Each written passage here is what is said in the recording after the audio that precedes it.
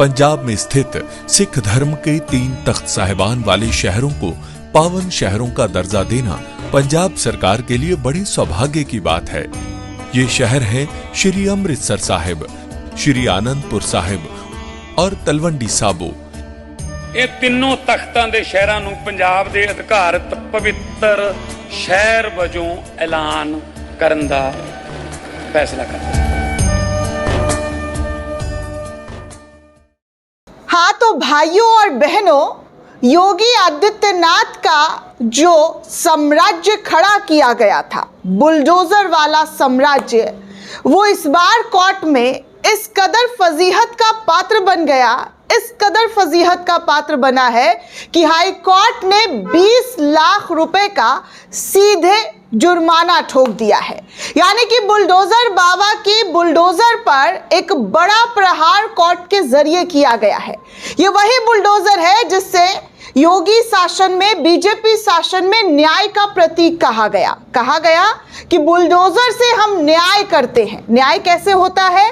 तो लोगों के घरों को तोड़कर, उनकी गाड़ी कमाई से खड़ा किया गया घर, उसको ढाकर ये लोग न्याय करते हैं। और इसी न्याय को लेकर कई दफा कोर्ट तक ये मामला पहुंचा है, बुलडोजर की राजनीति। सुप्रीम कोर्ट में इस पूरी प्रक्रिया को लेकर गाइडलाइन भी तैयार किए गए हैं, लेकिन क्या कहा जाता है कि कोर्ट, कचहरी, कानून, सत्ता के आगे शायद नजर नहीं आता है। ऐसे आरोप लगते रहे दोस्तों कि भाई इनको जो है सत्ता के पावर के आगे ये सब कुछ नजर नहीं आता है। तभी तो सुप्रीम कोर्ट, जो इस देश का सबसे सर्वोच्च अदालत है, उसके जरिए कानून बनाए गए, फैसले दिए गए हैं, गाइडलाइन तैयार किया गया है कि अगर आपको किसी के घर को गिराना है या कोई भी फैसला देना है तो आपको 15 दिन पहले नोटिस देना पड़ेगा, नोटिस चस्पा करना पड़ेगा। लेकिन ये सब कुछ ताक पर रखकर योगी प्रशासन के जरिए बुलडोजर की कार्रवाई की जा रही थी। और इसी कार्रवाई को लेकर अब जो कोर्ट के जरिए एक्शन लिया गया है वो वाकई काबिल तारीफ है। वैसे मैं आपको बता दूं कि पूर्व चीफ जस्टिस सूर्यकांत ने बुलडोजर को लेकर कई दफा कहा है कि बुलडोजर से राजनीति नहीं होती। उन्होंने फैसला इनफैक्ट इस पूरी प्रक्रिया को लेकर दिया था, सुनाया था कि अगर कोई अपराधी है, अगर किसी ने अपराध किया है तो उसका फैसला कानून के दायरे में रहकर किया जाएगा, कोर्ट कचहरी में किया जाएगा। और कोई एक अपराधी है तो उसके पूरे परिवार को सजा नहीं दिया जा सकता है। ऐसे भी शब्दों का इस्तेमाल सूर्यकांत के जरिए, जी हाँ, पूर्व जस्टिस सूर्यकांत के जरिए किया गया था। और उन्होंने हमेशा बुलडोजर की कार्रवाई को गलत करार दिया। लेकिन कहा जाता है कि भाई मनमाने ढंग से जो बुलडोजर एक्शन देखने को मिलता है और कहा जाता है कि हम तो न्याय कर रहे हैं। अरे भैया, कौन सा न्याय, कैसा न्याय, किस तरीके का न्याय कि आप अपने मनमानी के चक्कर में लोगों के आशियाना को छीन रहे हैं, लोगों के घरों को छीन रहे हैं। भारत में आपको पता है कि गरीबी कितनी है? नहीं पता है तो आप सर्च कर लीजिए, आपको पता चल जाएगा कि भारत में गरीबी कितनी है। और गरीब लोग घर बनाने में अपनी पूरी कमाई लगा देते हैं। और अगर कोई आरोप लगता है, कोर्ट कचहरी के फैसले आने से पहले इनका बुलडोजर उनके दरवाजे तक दस्तक दे देता है और दस्तक देने के बाद उनके घर को ढा दिया जाता है, उनके मकानों को तोड़ दिया जाता है और कहते हैं कि हम न्याय दे रहे हैं। ऐसे न्याय से अच्छा है कि आप अन्याय कीजिए। लेकिन खैर, आपको बता दूं कि बुलडोजर एक्शन को लेकर योगी प्रशासन, योगी सरकार को इस बार 20 लाख रुपए जुर्माना हाई कोर्ट के जरिए ठोका गया है। आपको बता दूं, एनडीटीवी रिपोर्ट के मुताबिक इलाहाबाद हाई कोर्ट की लखनऊ बेंच ने जमीन का मालिकाना हक छीनने और अवैध तरीके से निर्माण ढाने, यानी कि बुलडोजर एक्शन के एक मामले में यूपी सरकार को कड़ी फटकार लगाई है।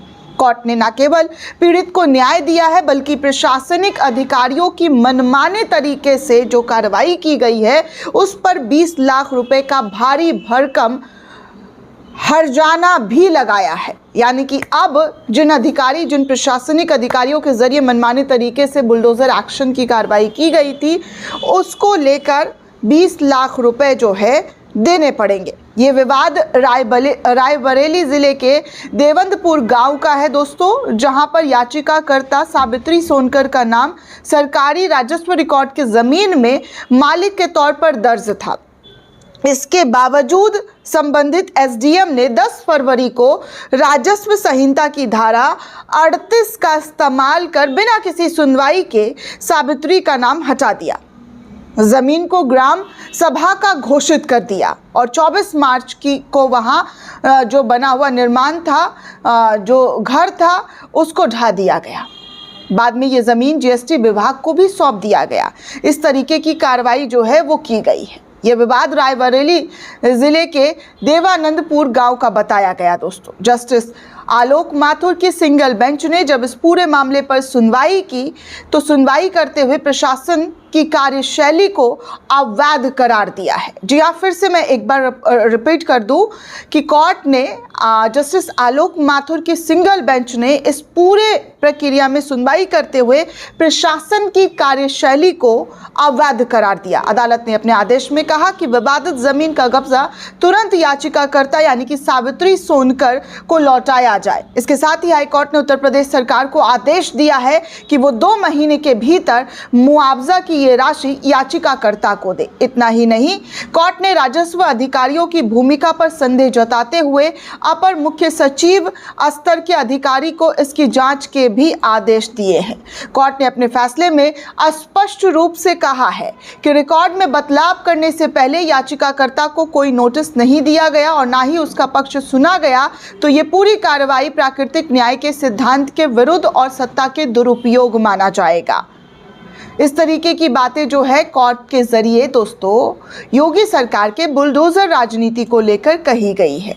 अब आप खुद सोच सकते हैं कि योगी प्रशासन का बुलडोजर का जो प्रहार रहा है उसको कोर्ट ने कितनी दफा फटकार लगाई है, जमकर फटकार लगाई है और एक बार फिर से फटकार लगाते हुए योगी सरकार को, योगी के प्रशासन को 20 लाख रुपए का जुर्माना देने को कहा है। एसडीएम का आदेश तक रद्द कर दिया गया है। अब आप सोचिए कि इस तरीके की कार्रवाई से किसका भला होता है? क्या ये जनता को न्याय का प्रतीक कहा जा सकता है कि ये जनता के न्याय के प्रतीक के लिए इस तरीके की कार्रवाई हो रही है? मुझे नहीं लगता है कि ऐसे कोई भी कार्रवाई जनता को न्याय दिलाती है, उल्टा उनके साथ अन्याय होता है। अगर आप कहते हैं कि भैया हम बुलडोज़र से राजनीति करते हैं, बुलडोज़र की राजनीति बढ़िया है, तो ये पूरी तरीके से, जी हाँ, पूरी तरीके से गलत है। और हमेशा मैंने बुलडोज़र की कार्रवाई को गलत करार दिया है कि ये आप सही नहीं कर रहे हैं। मैं उन तमाम लोगों की आवाज़ को उठाना चाहूँगी जिनके साथ अन्याय हुआ है, जिन्होंने अन्याय देखा है, सहा है, रोए हैं, तड़पे हैं, बिलखे हैं। उनके लिए मैं आवाज़ उठाती हूँ कि आप योगी आदित्यनाथ जी, जो बुलडोज़र की राजनीति को आप महान बताते हैं, वो महान की कैटेगरी में नहीं आता है, बल्कि अत्याचार, अन्याय के कैटेगरी में आता है। बुलडोज़र से किसी के घर को तोड़कर इंसाफ नहीं दिया जा सकता है। एक बात आप अच्छे से जान लें, अपने प्रशासन को भी समझा दें, क्योंकि बार बार कोर्ट इसी तरीके की बातें करता हुआ नजर आता है। मुझे पता है कि मीडिया में इस तरीके की आवाज़ को नहीं उठाया जाता है। इनफैक्ट किसी का घर टूटता है तो ये लोग मज़े लेते हैं, बुलडोज़र पर चढ़कर जश्न तक मनाया गया है। इसी नए भारत में आपने अंजना ओम कश्यप की पत्रकारिता और तमाम गोदी चैनल्स की पत्रकारिता को देख चुके हैं कि दिल्ली में जब बुलडोज़र का एक्शन हो रहा था तो ये लोग किस तरीके से जश्न मना रहे थे। लेकिन अफसोस की बात, जश्न मनाने वाले लोगों, तुम लोगों को धिक्कार है कि तुम लोगों ने किसी के घर को टूटता हुआ देखकर उनके आंसुओं को मरहम बनने की बजाय उल्टा नमक छिड़कते हुए नजर आए। इसीलिए बुलडोज़र कोई न्याय का प्रतीक नहीं माना जाता है। ये इस देश का सर्वोच्च अदालत भी कह रहा है, इस देश के हाई कोर्ट के जरिए, उत्तर प्रदेश हाई कोर्ट के जरिए भी कहा गया है। दोस्तों, इस पूरे रिपोर्ट को लेकर आप क्या सोचते हैं, आपकी क्या प्रतिक्रिया, हमें कमेंट करके ज़रूर बताइएगा। साथ ही साथ चैनल को ज़्यादा से ज़्यादा लाइक, शेयर और सब्सक्राइब करना बिल्कुल भी ना भूलें। जय हिंद दोस्तों।